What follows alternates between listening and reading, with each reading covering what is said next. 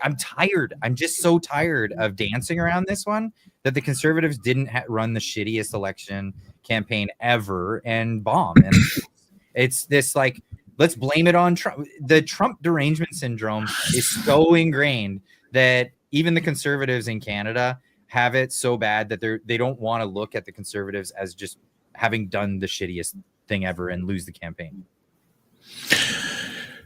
Okay, so I'm going to put a little bit more of maybe a different spin on it. Okay. They couldn't have won that election by campaigning in the way that everybody's suggesting. They would have lost all the same. They probably would have lost by bigger margins. The issue is they can't win doing what they're doing either. So it's kind of a rock and a hard place situation. And I think what they do is they smell that they're real close. You know, they came within 2%. They're really close. And if they can just skiff it over the finish line, they can deliver a win. The issue is, to the point that's being made, is they have to engage with building a different movement with a different message. And that's going to involve fighting, and it might involve guaranteeing that you're going to lose an election in the near term. If you want to create a different right-wing movement, if you want to create a movement that actually repairs bridges with the United States, which has to be the number one priority, you have to do it by delivering the bad news to the Canadian public using the platform, this massive, huge platform that the Conservative Party has. They have millions of dollars. They have the ability to generate free press whenever they want. He can hold a press conference whenever he wants, and everybody's going to show up. And if he says things that make people angry, they're going to blaze it all over the mainstream media, branding him as a right-wing terrorist. There's a way. You see, the Conservatives love this diplomacy. They love this messaging. They love to kind of be soft and tough at the same time. And I think they can actually do it. I just think they're doing it wrong. I think you can be a diplomat. I think you can have a reasonable message. I think you can stay above politics, not engage in the insults and the rhetoric and the cursing and swearing, because that's not going to play to the Canadian public the way it does in the United States. But you can be tough at the same time. And you can say, as I've been saying this entire time, I don't know about that, because like the whole point of question period is so you can have your quip, put it on social media, and that's it. Or else I would call it answer period, because it's not, there's not many answering questions. You highlighted the problem, or at least it was highlighted in the bits that I just saw over the last 10 or 15 minutes. And that is that there were two groups that were highly motivated to vote in this last election. The boomers massively turned out in favor of the Liberal Party because they're scared of the orange man, and their framing is out of date by decades. So the way that they view the world is out of date, and that's just the way it is. And I know there's a lot of boomers who watch my channel. I'm not necessarily talking about you. We're talking in general. We've been taking the mickey out of millennials for the last 20 years. So you know what I mean? Like, not all millennials are built the same way. Clyde's doing something rather than nothing. If he was a typical millennial, he'd be doing nothing, but whatever. So the boomers turned out in large numbers, and so did government workers, so did their family, and so did those people who are directly threatened by the idea of a Canadian Anschluss and the takeover of Canada and the end of that bureaucratic state. So these people were highly motivated to turn out.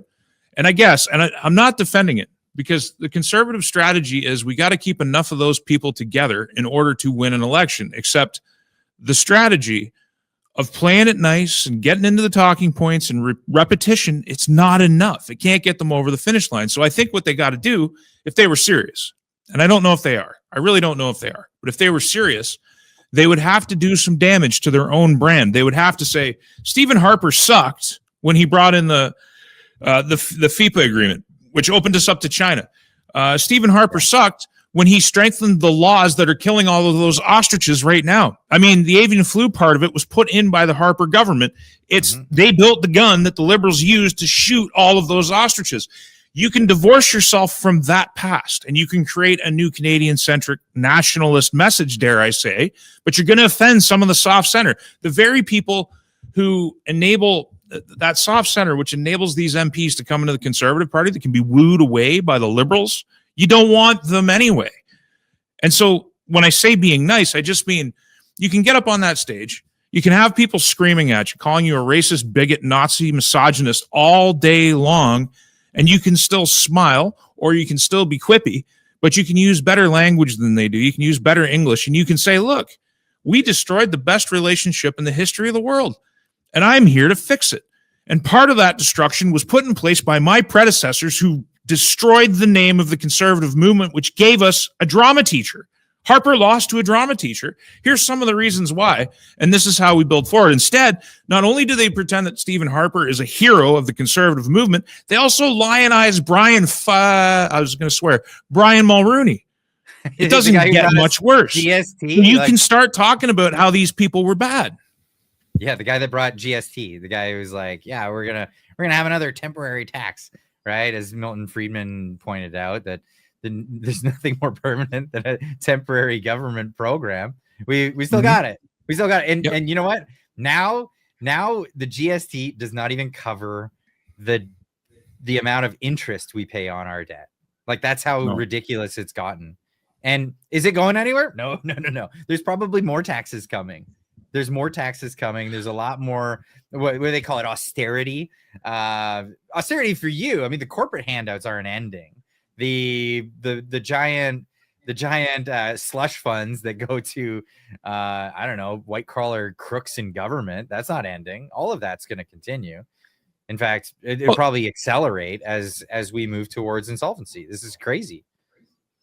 Well, I think it's obvious now that, at least to me, it is, and I reserve certainty for when I'm actually certain, and I am certain that Carney is here to manage us. And I kind of felt that way during the election, but now I'm certain that he's managing our decline.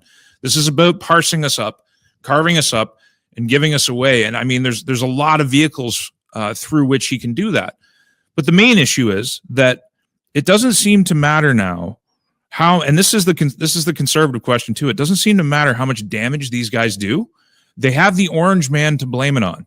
And people are so ignorant, they're so politically divorced, they're so low information that they actually buy that talking point. It has play, because Donald Trump makes it easy.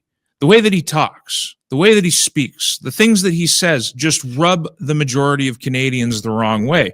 I've loved him since 2015. I love the way he approaches politics. I love the way that he debates the media. I love the way that he goes at them.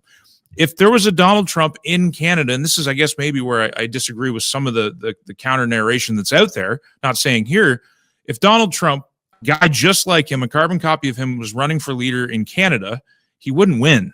He'd get like 3 or 4% of the vote. I doubt, dude, Pete, they just don't want that.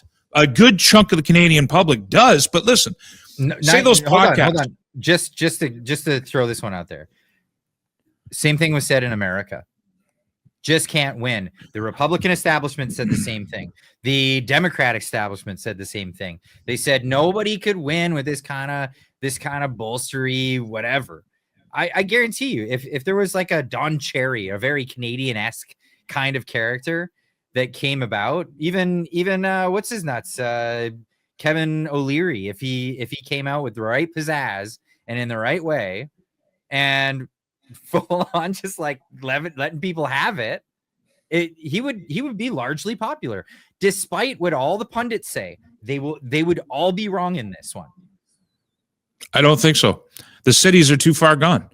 I mean, I lived near Toronto. I understand the Toronto mentality. All of Southern Ontario, we're talking like 15 million people, and there's only maybe a third of them, or a soft 30%, that vote conservative, and most of them are wishy-washy voters anyway. They hate Donald Trump. So listen, I get what you're saying, but I think in the presence of Donald Trump in the United States, and in the presence of this heavy-duty propaganda campaign that the entire, like all of Canada has been subject to, in the presence of that, a strong leader that just tells it like it is going to experience, it's kind of like this. I don't know if you can see that. So you're going to come in here, you're going to eliminate some of your support, and then you're going to have to build it up because you're telling the truth in a certain way. And none of them want to take that damage on. Like, neither did the Republicans in America. That's what I'm saying. America's different, bro. America's a different place. They have a different mentality. I share the mentality. That's why I'm in Saskatchewan. I'm in the closest place to America I can be within Canada. But I understand, after 40 years of living in Ontario and seeing what happened there, that it's just, we're a different country and a different people. We have the biggest chip on our shoulder. We have a very big ego. We are very hubristic, and we are ignorant in general. I'm talking about in general.